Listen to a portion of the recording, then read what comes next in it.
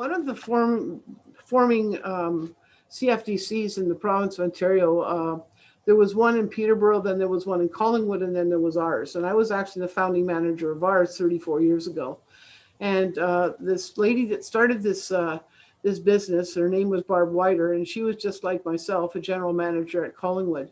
And a humongous success. I mean, most people know of these potato chips in the stores, and she was very, very successful. Started out very small and grew and grew and was able to sell it.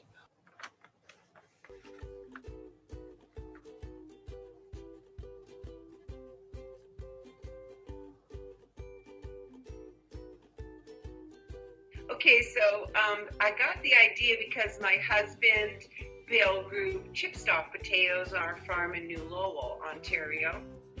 And we had 4 kids, so we thought about making something healthier for them.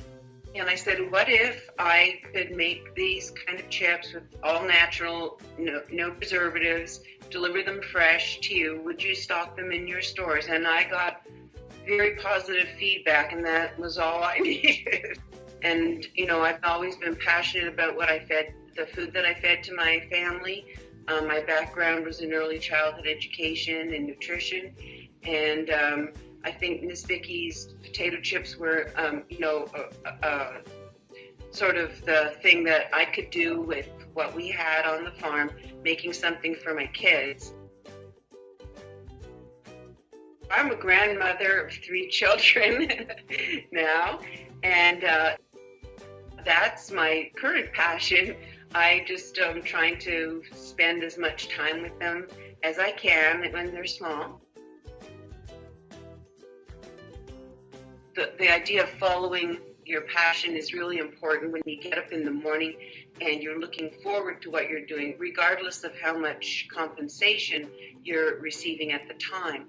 If your day is filled with your passion and your desire to do better and to do the right thing and to do the best thing, then that's the only advice that I can give.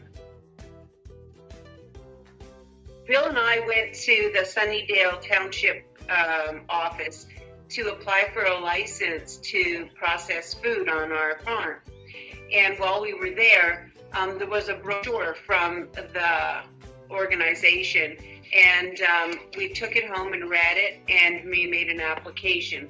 Barb Weeder was the person that I dealt with at the time. I had all my plans and projections all ready to go, and then just before our my interview with her, our house burned down, and I lost all of the documentation. Well, I was prepared and willing to do everything by hand, including packaging chips in bags by hand and everything else, because we didn't have the financing to buy the equipment that we really needed to get into a larger production. Without the loan from Community Futures, we would have had a very difficult time being able to get up to speed in our production and making Miss Vickie's chips.